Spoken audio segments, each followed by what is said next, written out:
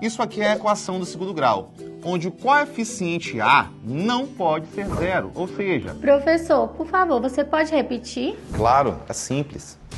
Aqui eu tenho uma equação... Com a plataforma Gonçalves Dias, você tem sempre um professor por perto. Aulas pelo canal do YouTube e pela TV Educação. Dicas pelo Instagram, conteúdos para downloads no site e muito mais. Plataforma Gonçalves Dias. Aprenda onde estiver.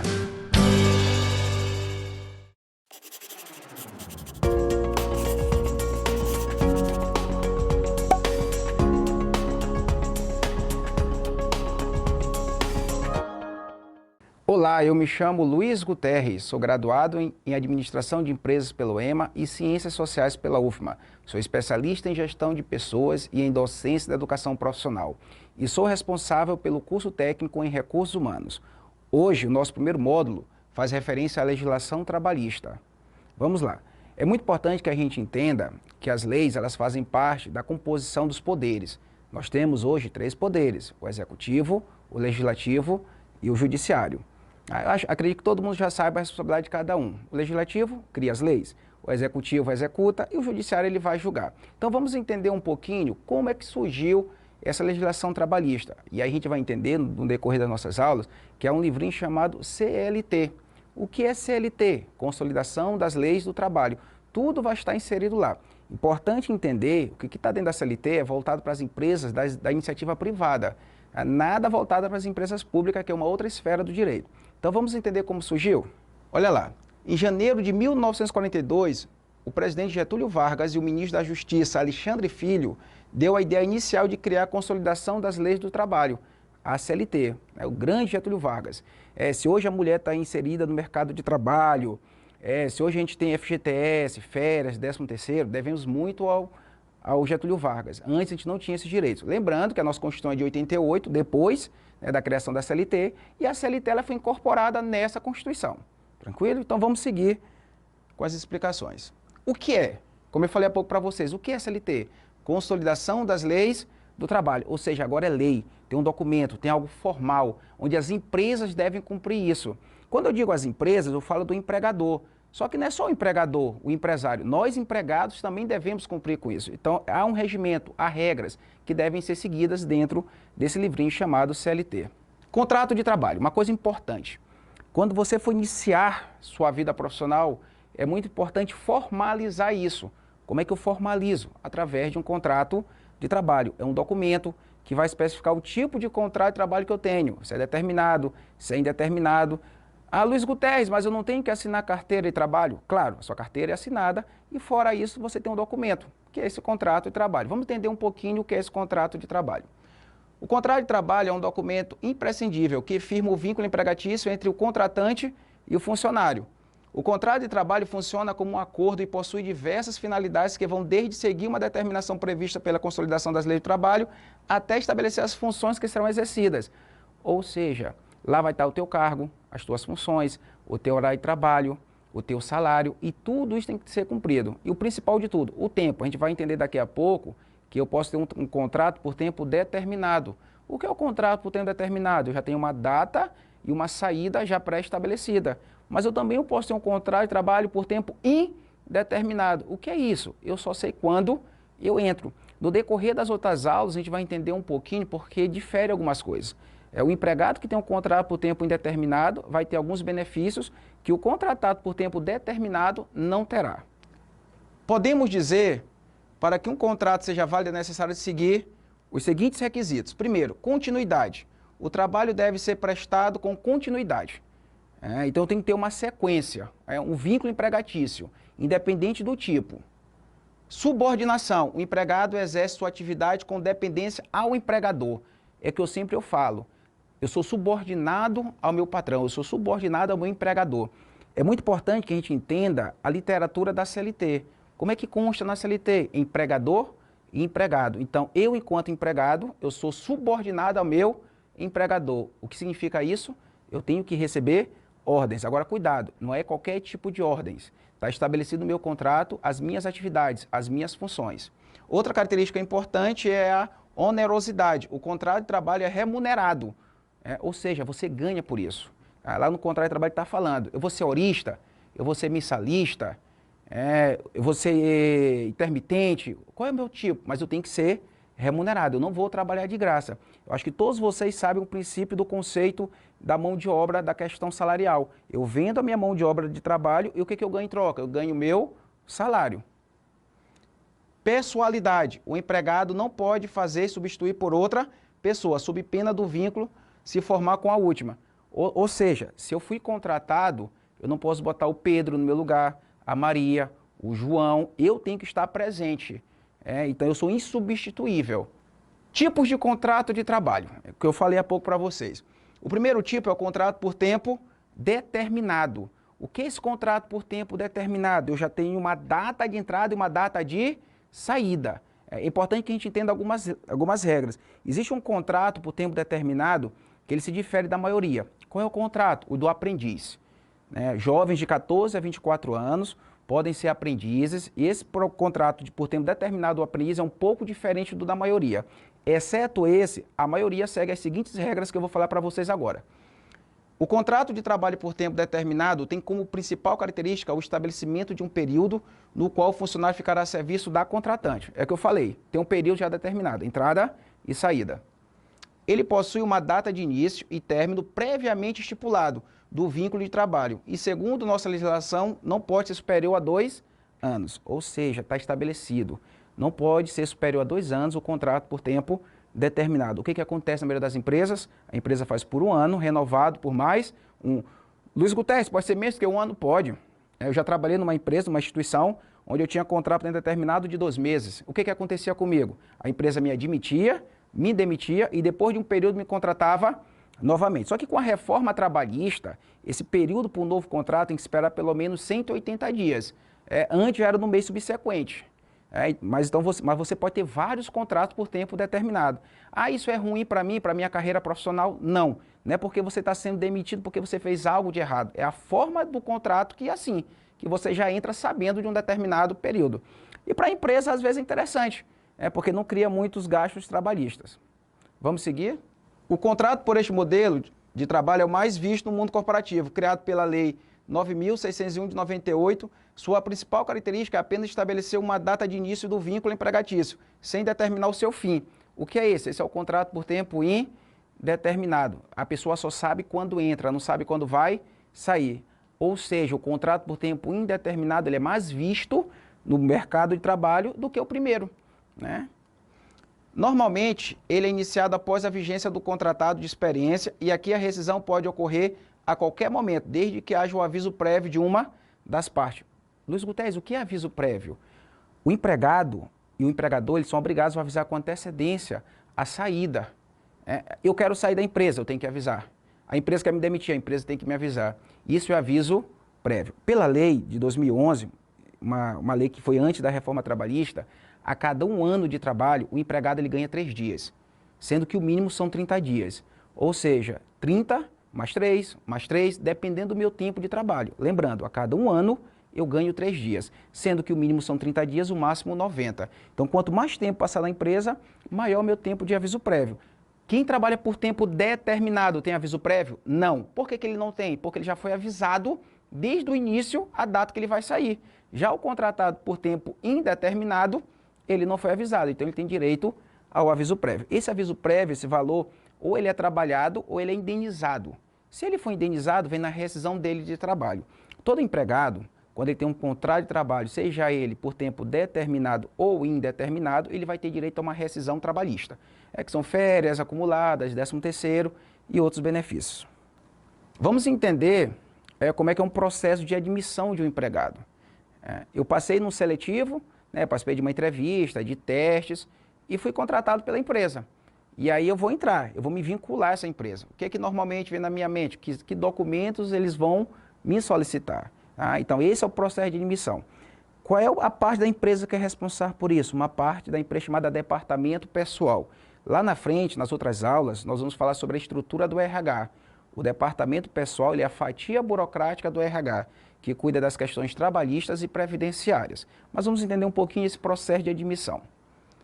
O dicionário define a admissão como o processo de aceitar ou aprovar alguém para entrar no ambiente ou corpo de colaboradores de uma determinada empresa. De fato, é exatamente isso, acrescentado o ato de formalização da contratação.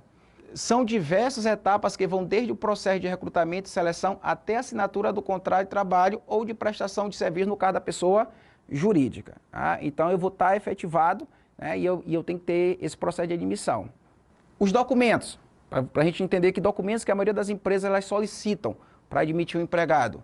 Cópia do RG, cópia do CPF, original e cópia da carteira de trabalho. Hoje a gente já tem a carteira de trabalho digital, já facilita muito, até para uma questão futura de aposentadoria, você não precisa mais ter essa preocupação de guardar suas carteiras de trabalho. Inscrição no PIS/PASEP. Essa inscrição no PIS/PASEP é um código que você tem que levar para o resto da sua vida trabalhista. Antes, na minha época, quando eu comecei a trabalhar um pouquinho lá atrás, a primeira empresa que assinava a minha carteira, ela gerava. Hoje já é o Ministério do Trabalho que gera. Você tem que lembrar que você não pode ter 2 PIS, porque isso pode dar problema na hora de receber alguns benefícios. É importante ficar atento nessa questão. Foto 3x4, cópia do título de eleitor. Além da cópia do título de eleitor, é importante guardar os comprovantes de eleição. É importante que você esteja sempre quitado ou justifique seu voto ou vote, mas é sempre importante estar em dias com a Justiça Eleitoral. Original e cópia da carteira de habilitação, caso o cargo utilize veículo. Né? A carteira de habilitação não é 100% obrigatória, e há algumas situações, né, para aquelas situações realmente onde o processo seletivo exigiu a habilitação. Cópia do comprovante de endereço, né, uma conta de água, de luz, ou no seu nome, no seu pai, da sua mãe. É importante, de preferência, que seja em seu nome, mas às vezes a pessoa não tem. Cópia do comprovante de escolaridade. Se você tem o ensino médio, ensino superior, guardem esses documentos, por favor. Original e cópia profissional emitido pelo órgão de classe. O que é isso? Eu sou administrador. Eu passei no seletivo para ser administrador, a empresa me exigiu minha carteira do CRA, Conselho Regional de Administração. Eu vou levar essa carteira de que eu sou vinculado ao CRA. Cópia do certificado de reservista para os homens entre 18 e 45 anos. Os homens sabem disso, é um documento obrigatório. Ah, professor, mas eu nunca prestei serviço na Força Armada. Não, você não precisa prestar serviço, você precisa se alistar. E quando você se alista, você se coloca disponível, você recebe esse documento, no caso apenas dos homens. Original do atestado de saúde ocupacional, famoso exame admissional. Eu quero chamar a atenção para você nessa questão do exame admissional, o que fala a lei. É obrigatório você fazer o exame admissional quando você trabalha por mais de 90 dias. Se você tiver um contrato por tempo determinado inferior a 90 dias, o exame admissional ele não é obrigatório, porque ele só tem validade de 90 dias. O que eu quero falar com isso? Se eu entrei numa empresa e saí por mês de 90 dias, eu não preciso fazer o exame demissional. O exame admissional ele vai valer pelo demissional. Agora a empresa ela é responsável em arcar com os gastos desse exame, né? Reembolsando depois, através de um plano de saúde, de alguma forma, mas é obrigatório, porque lá na frente, quando você sair, você tem que fazer o exame demissional se passar mais de 90 dias, exatamente para ver se você não adquiriu nenhum problema de saúde na sua vida de trabalho dentro da empresa. Cópia do cartão de vacina e comprovante de frequência escolar para filhos de até 7 anos.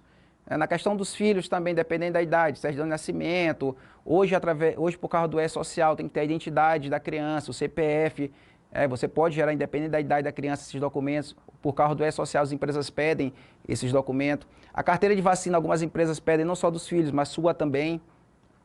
Original e cópia da carta de referência, algumas empresas pedem, onde você trabalhou na última empresa, elas solicitam.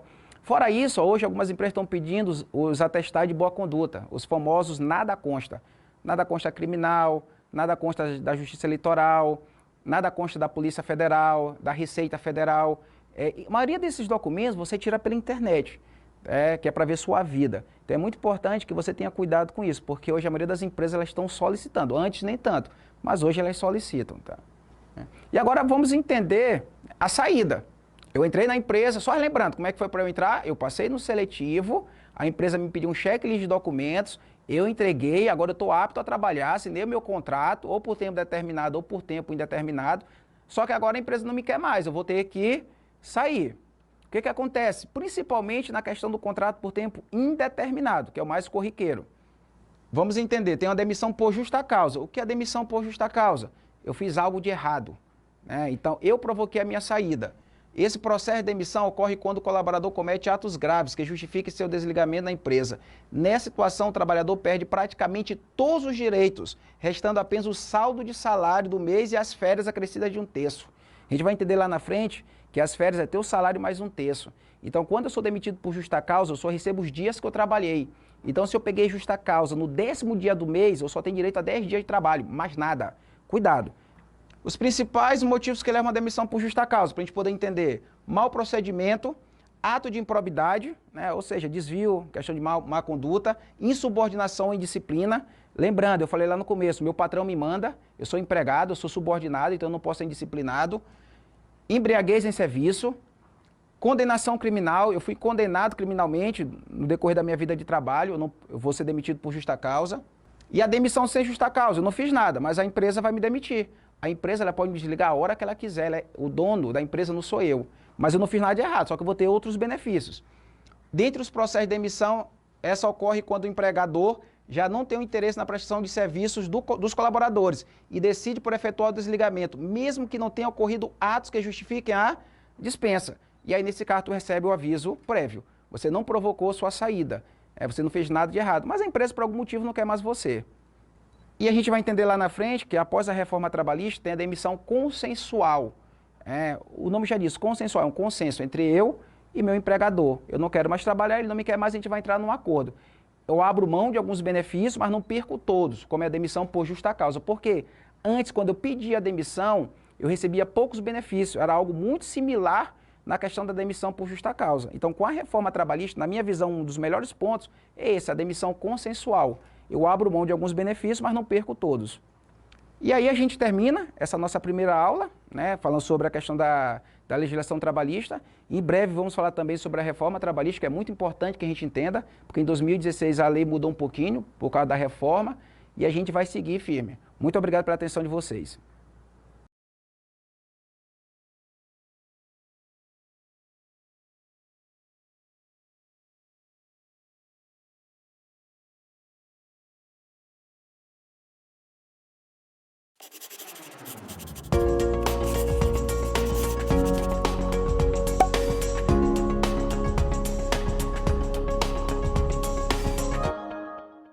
Eu sou o professor Luiz Guterres, graduado em Administração de Empresas pelo EMA, graduado em Ciências Sociais pela UFMA, especialista em Docência da Educação Profissional e também em Gestão de Pessoas.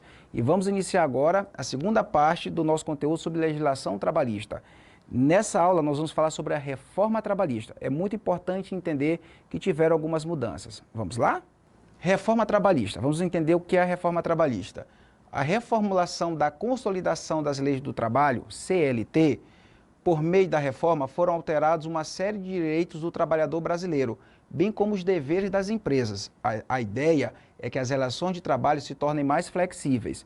Qual é a ideia? Flexibilizar essas relações de trabalho para quê? Para aumentar o número de empregos. A justificativa principal da reforma trabalhista é exatamente isso, aumentar o número de empregos através dessa flexibilização. A atualização das relações trabalhistas entrou em vigor em 2017, a chamada reforma trabalhista, e muita gente ainda não sabe quais são as mudanças, normas e impactos para as empresas e colaboradores. Então, em 2016 teve o projeto, a votação, em 2017 entrou em vigor, e algumas coisas mudaram. Acordos trabalhistas. É muito importante a gente entender que é uma relação entre os sindicatos dos patrões, os sindicatos dos empregados, as empresas e os sindicatos. Nas convenções e acordos coletivos, as negociações entre empresas e sindicatos podem ser diferentes das previstas na lei anterior, na qual era permitido impor regras desde que não fossem contrárias à legislação oferecesse vantagens aos colaboradores. Ou seja, o que é isso? Ou no acordo ou em uma convenção, a gente pode estabelecer algo que não está na lei. Esses acordos, essas convenções, normalmente têm duração de 1 ano. Então, exemplo. Um direito do quebra de caixa, para quem trabalha como operador de caixa, não tem explícito ali na lei, mas tem através de um acordo ou de uma convenção, um plano de saúde, um ticket de alimentação. O acordo trabalhista, para ficar mais claro, é a relação entre o sindicato e uma empresa. Já a convenção é a relação de entendimento entre os sindicatos, dos patrões e dos empregados.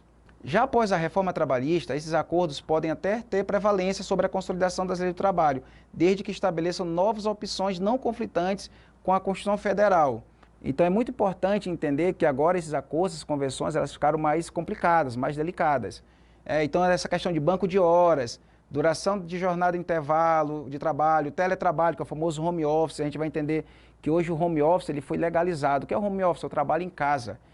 E nesse período de pandemia a gente viu como esse trabalho cresceu, como ele se tornou importante. Então hoje há várias formas de eu registrar minha produção do trabalho home office. Então eu não preciso ir até a empresa para produzir, eu posso produzir da minha residência. Só que eu tenho que provar essa produção. Planos de cargos e salários. O que é o plano de cargos e salário? Lá na frente a gente vai estudar em outras aulas. É você ou mudar de cargo ou melhorar o seu salário. Você pode ocupar o mesmo cargo, mas ter um salário diferente dos seus colegas, desde que você tenha alguns atributos. Jornada de trabalho. A jornada diária do colaborador pode ser estendida por até 12 horas, mas deve ser assegurada no mínimo 36 horas de descanso e o limite máximo de 44 horas semanais e 220 horas mensais. Então vamos entender. Eu sou empregado de uma empresa privada. Eu posso trabalhar no máximo 44 horas semanais e 220 horas mensais. Se eu for trabalhar por turno, eu vou ter direito a descansar no mínimo 12 horas. Isso é muito visível nos vigilantes, que trabalham por escalas. Qual é o normal, Luiz Guterres, de uma jornada de trabalho diária do empregado? São 8 horas. E a gente vai entender a questão da hora do almoço. Antes da reforma trabalhista, a empresa poderia te dar no mínimo 1 hora, no máximo 2 horas. Hoje ela pode te oferecer no mínimo 30 minutos. Ou seja, tu pode trabalhar essas 8 horas, tendo do intervalo de 30 minutos a 2 horas para poder almoçar. Já o intervalo entre a jornada de trabalho é negociável entre a empresa e o colaborador, desde que se respeite o mínimo de 30 minutos. Isso qualquer jornada acima de 6 horas. Ou é o que eu falei há pouco. Se eu trabalhar mais do que 6 horas, eu tenho que ter no mínimo 30 minutos para poder almoçar. Caso haja uma redução nesse período, a empresa deverá contabilizar como hora extra para pagamento. Então, no meu contrato de trabalho está lá que eu vou trabalhar 8 horas diárias. Em um determinado dia eu trabalhei 9 ou 10. Essas 2 horas ou 1 hora a mais é contabilizada como hora extra. A hora extra, normalmente, ela é um pouco maior do que a hora normal, ou 50% ou 100% a mais. Quando for feriados ou domingo, você ganha 100% a mais do que a hora normal. Quando for os outros dias, você ganha 50% em cima da hora normal. No caso da remuneração por produção em funções remuneradas, por produtividade, o pagamento do piso salarial ou salário mínimo não é obrigatório, já que é um limite de horas estabelecidas. São alguns empregados que vão ganhar por hora. E aí, dependendo da produção desse empregado, pode dar um valor menor a quem? Inferior a um salário mínimo. Contribuição sindical, isso aqui é interessante. O que acontece? Antes da reforma, o empregado ele era obrigado a contribuir para o sindicato. Era um desconto compulsório do seu salário, uma vez ao ano, equivalente a um dia de trabalho. Não era eu que diria se deveria ser descontado ou não, era obrigatório. Hoje não. Esse desconto sindical, essa contribuição sindical, ela é facultativa. O empregado só contribui se ele quiser. Luiz Guterres, por que antes era interessante contribuir para o sindicato? Vou dar um exemplo. Outra coisa que mudou, rescisão de trabalho. Quem trabalhasse antes mais de um ano, você tinha que homologar a sua rescisão no sindicato. O que era homologar a rescisão no sindicato? O contador de lá ia ver os cálculos se você recebeu de fato o valor correto.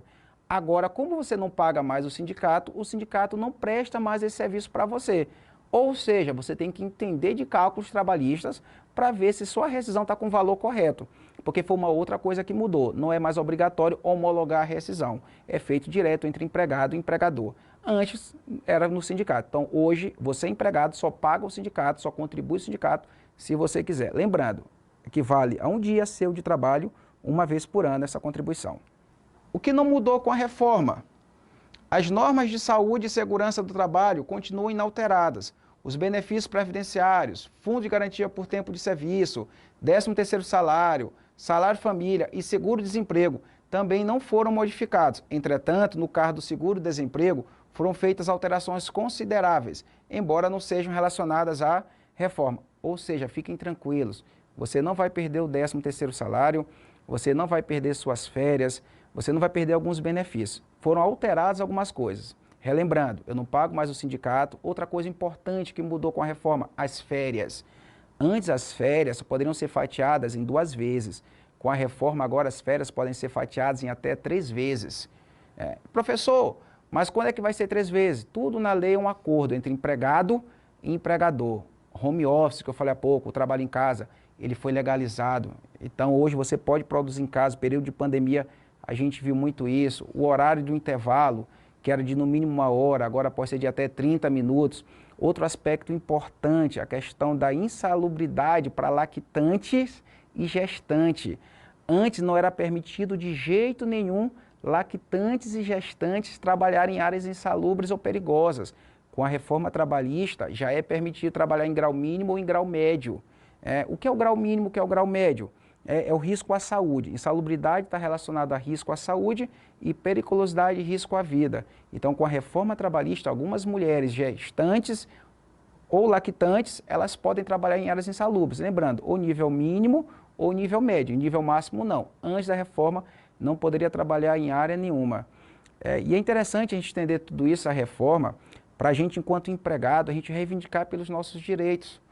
A lei já era complexa. Com a reforma eu tenho que buscar um novo estudo, buscar um novo entendimento para poder reivindicar os meus direitos.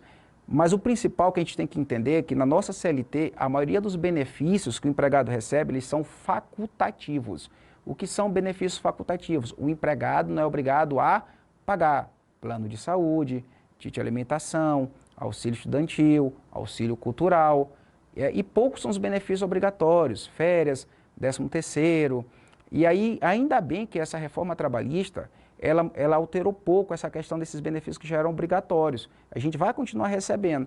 Essa questão de se melhorou ou piorou para o empregado é um outro julgamento. O que a gente tem que entender agora é essa mudança, né? E se comportar bem, tanto como empregado, que hoje a maioria mas quem sabe futuramente enquanto empregador, fazer tudo da forma correta, porque a Justiça do Trabalho está exatamente aí, para poder orientar esses fatos. E aí eu quero agradecer por mais essa aula, eu espero que todo mundo tenha entendido. Busquem se aprofundar mais na questão da CLT, é importante você, enquanto empregado de empresa privada, relembrando que as aulas que nós estamos ministrando é voltada para a iniciativa privada, não é o direito público, para que você possa reivindicar os seus direitos, tanto como empregado como empregador. Nas aulas seguintes nós vamos falar sobre a estrutura do RH, vamos falar de recrutamento, seleção, treinamento, plano de cargos e salários e os conteúdos. Só quero finalizar que essa parte de legislação trabalhista, quem executa esse conteúdo é o departamento pessoal que está dentro do RH e é o setor burocrático do RH, que cuida das questões previdenciárias e trabalhistas. Obrigado a todos.